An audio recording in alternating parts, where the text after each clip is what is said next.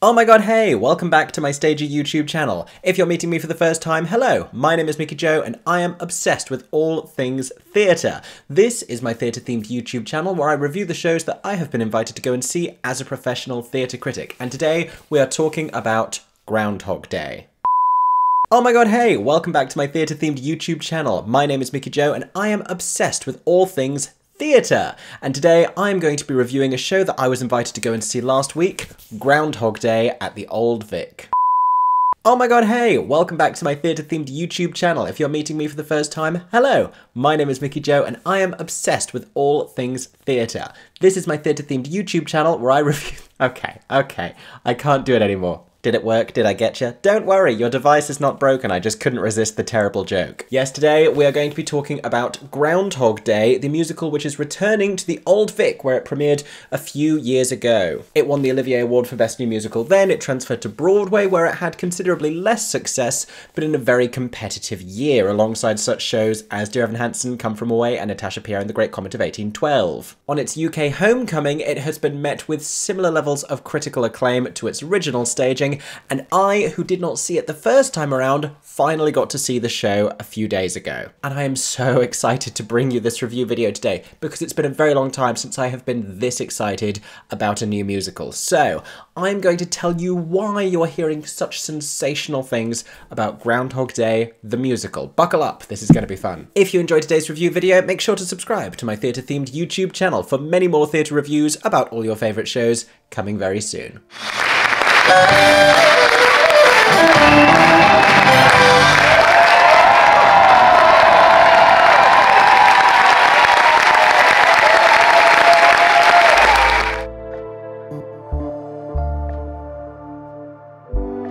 Oh my god, hey! Welcome back to my theatre Okay, last time. That was the last time. I promise that was the last time. So, Groundhog Day, the musical. Based on the popular film starring Bill Murray, it has been adapted for the stage with a book by one of the original screenwriters, Danny Rubin, and a score by Olivier Award-winning composer Tim Minchin, best known for having scored the popular musical Matilda. This show reunited Minchin with the director Matthew Warchus, who worked on the Matilda show and the Matilda movie, and is artistic director of the Old Vic Theatre. And if you don't know anything about the plot of the film, it is about a weatherman named Phil Connors, who is maybe a little bit arrogant, maybe a little bit obnoxious. He is dispatched to the quaint small town of Puxatawney to report on Groundhog Day, the day in which a local groundhog named Puxatawney Phil will either see his own shadow or won't, and that is meant to predict whether or not there are going to be a few more weeks of winter or whether it's going to be an early summer. Wait, spring. Spring comes after winter. See, this is why I'm not a weatherman.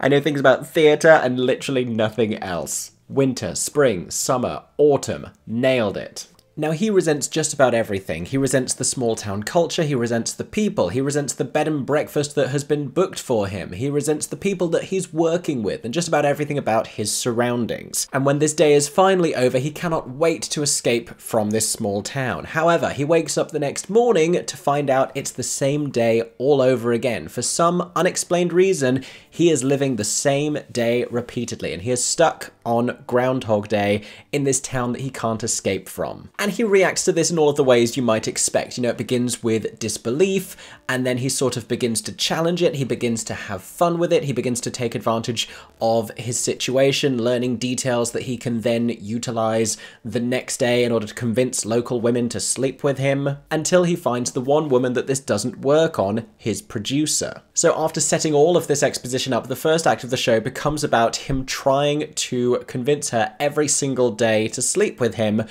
within the span of one day, because he only ever has one day to convince her. But meanwhile, the futility and despair of his situation is beginning to dawn on him, and he begins to enter this depression. How he will navigate this, and if he will ever be able to find his way out of this repetitive day, is how the show continues, is how the plot of the show carries on. We also learn a little bit more about Rita, his producer, and about many of the characters in his orbit, who he hadn't really considered at the beginning, but gets to know a little better towards the end of all of this. In terms of the material, you have have this wonderful, characterful script that really gives such a clear and distinct voice to each of the characters in the show. Tim Minchin's score is absolutely ingenious. As you would expect from him, I think he's a huge, incredible talent within the world of musical theatre composition. His lyrics and his rhyme have such wit, and he was such a perfect match for Roald Dahl with Matilda, because of how articulate he is and because of the kind of language that he utilises and this sort of strange bookish world that Matilda exists in.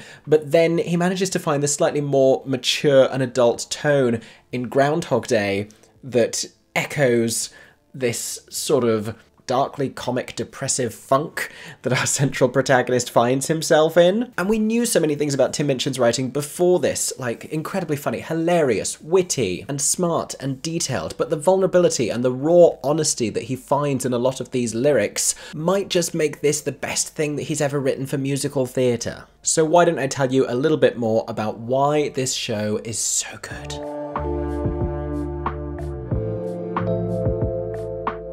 So some brief context. Going into this, I had heard the glorious word of mouth. I'd heard it from the previous run, and there were so many people when this got announced on my social media feed saying they'd seen it multiple times, the last time it was in London, and they were instantly going to book again. And it had a very short run the last time around. It won the Olivier Award, but it was not this long extended West End run. So I had no idea how people had managed to see it so many times, and I had missed it altogether. Cut to, it starts previews, people go, and I hear this exceptional word of mouth all over again. So I have very high expectations going into this show. The reviews came out, I saw it a little bit after press night, and it had garnered a bunch of 5-star reviews. So I'm thinking, wow, this is going to blow me away. My socks will be blown squarely off my feet across the road and towards the Thames, I guess. And then the show starts, and the exposition of Phil Connors as this character, he is delivered to us so completely understandably, and he is obnoxious and arrogant and a little bit awful, but still so charming and endearing to us as a protagonist, and we're going to spend the entire show with him,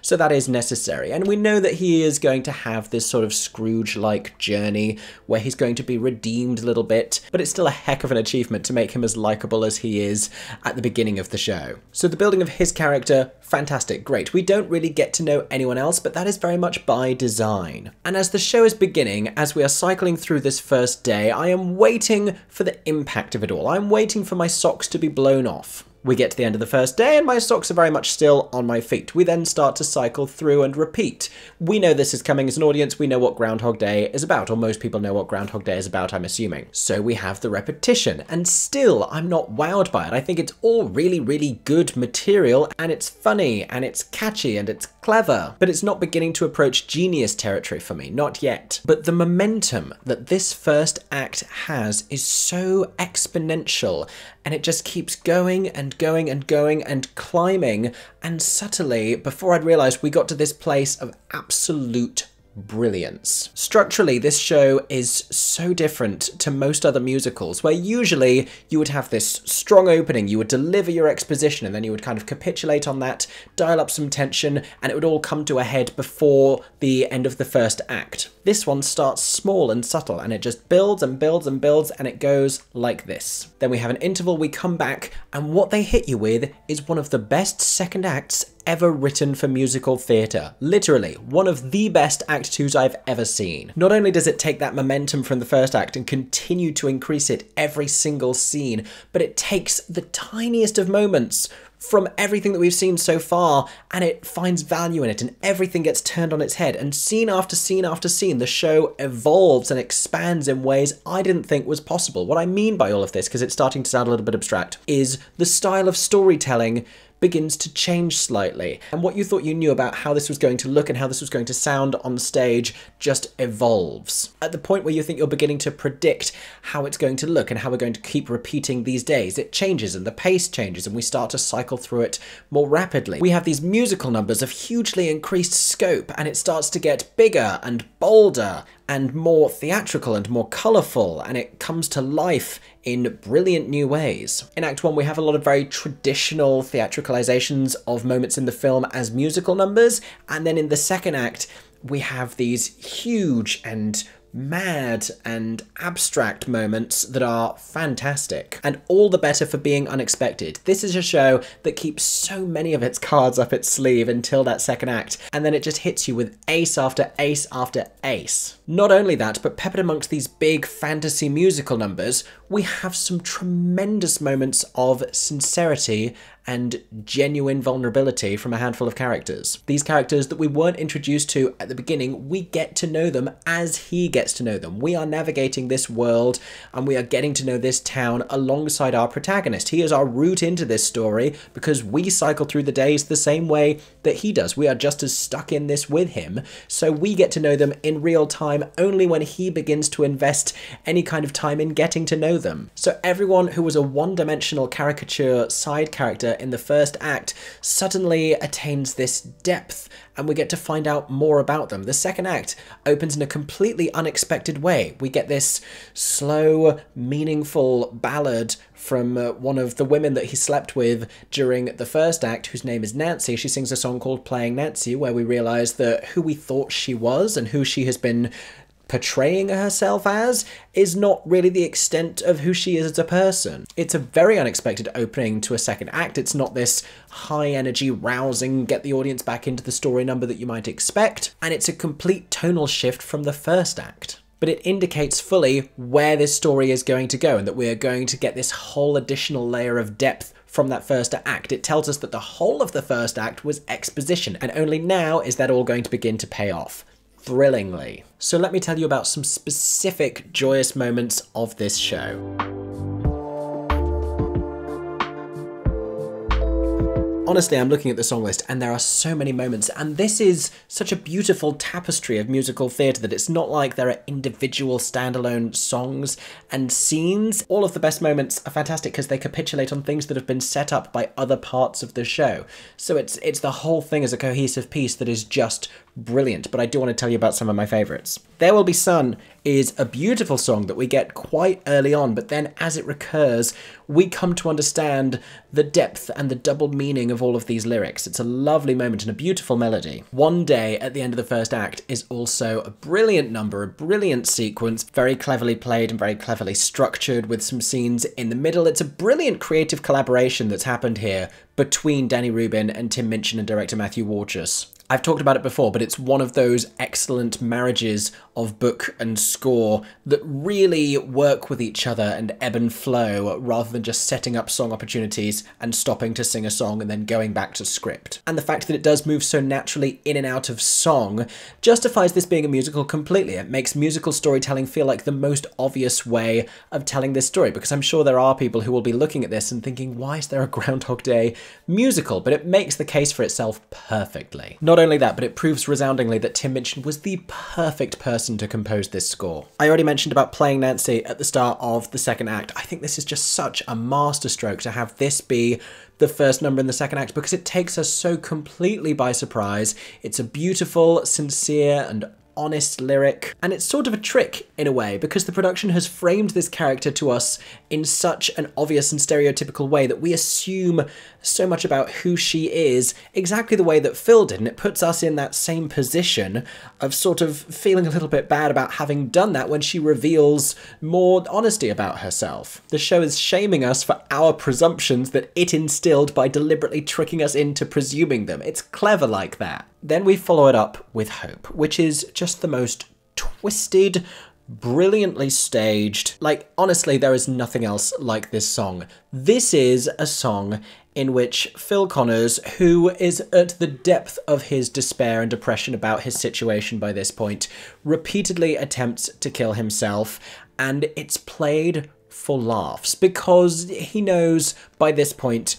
that this is not lasting. He knows he's still going to wake up the next day and there's not actually going to be any kind of an impact of him doing this. And we know that as an audience as well. And it's that shared understanding that gets us to a place where these depictions of different ways of killing himself, like increasingly inventive and dark ways of killing himself, can be played for laughs. It's this edgy rock and roll vibe from Tim Minchin, which is just so up his alley, and Matthew Warchus brilliantly stages this number with some onstage illusions and trickery, because we have members of the ensemble doubling for Phil during these suicidal acts, but switched in a very subtle way so that he then reappears in different places. And even when you think you can clock it happening, they will still take you by surprise, and they will achieve things right in front of you that are mind-boggling and unbelievable. One of my other favourite moments in the second act of this show, it was interspersed with other scenes, so I can't remember exactly what song it was, but we get all of the townspeople who have been sort of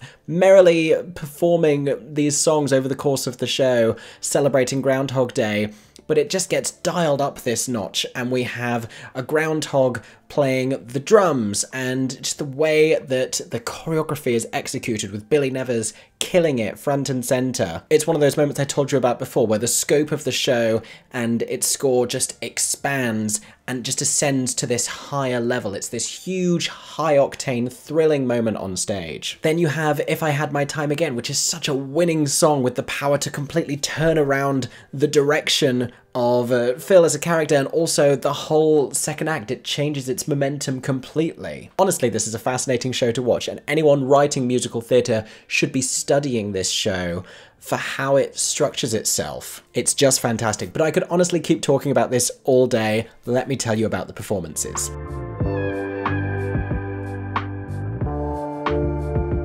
Andy Karl is just fantastic as Phil Connors. He won the Olivier Award for Best Leading Actor in a Musical years back when this show was first in London, and like I told you at the beginning, he is arrogant and obnoxious and abrasive and condescending, and we spend much of the first act just watching him try and seduce a very reluctant co-worker, and almost immediately upon discovering he's in this very unique situation and he has sort of a certain amount of power, he is using it immediately for hedonistic gain and sexual reward. And somehow, through all of that, he manages to still be likeable because he is charming and he is funny. And this glimmer of good within him begins to emerge very quickly. And when he becomes philanthropic and benevolent in the second act, we warm to him so much, as does just about everybody else in the show. Tanisha Spring is revelatory as Rita opposite him, just a fully fleshed and layered everyday human being of a character. And she has a very different job within this show because every day she's completely reset and she is reacting to him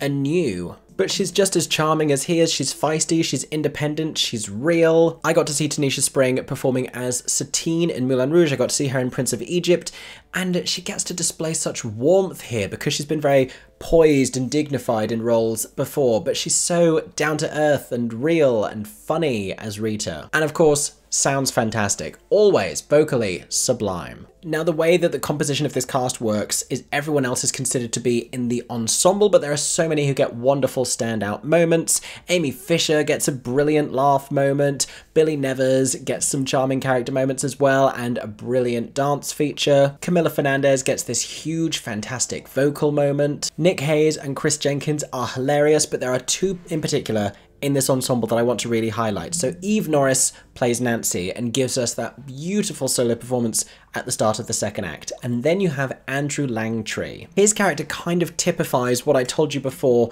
about the way that the characters within this town evolve during the show, because we meet him in the first act and he is this comic caricature who is just so relentlessly optimistic, and it's not until the second act that we learn that he is mourning the loss of his wife, that he is affected by grief, and all of this exists beneath the surface, as it does in human beings. He becomes a fleshed and developed character. He sings a beautiful song in the second act which thrives on its stillness and its smallness. It's kind of this show's version of the My House moment from Matilda, but it doesn't swell and grow to these dramatic proportions. It just stays small and subtle and very tender and very raw and very sad. But a performance from Andrew Langtree that is equal parts endearing, charmingly endearing, and beautifully honest and heartbreaking. So those have been my thoughts on Groundhog Day. It's a show that in many ways defies description, but the detail is so great. You can keep noticing different things about this show. It can be enjoyed on this surface entertaining level, or you can look at it in forensic detail and start picking up on little things and little adjustments they make to the script. This is a show about a day that keeps repeating and repeating and repeating, but it's the things that they change, and it's the way that it all evolves and shifts right in front of you and manages to do this magic trick of transformation that I find completely and utterly fascinating. I am desperate to go again, and I cannot encourage you all to get tickets enough. Please go and see Groundhog Day. It is just fantastic. Thank you so much for watching today's video. I hope that you've enjoyed. If you did, make sure to subscribe to my theatre-themed YouTube channel for many more reviews coming very soon. I hope that everyone is staying safe and that you have a stagey day. For 10 more seconds, I'm Mickey Joe Theatre. Oh my god, hey. Thanks for watching, have a stagey day. Subscribe! Oh my god, hey, welcome back to my no, I'm not doing it again. Can you imagine? I can't.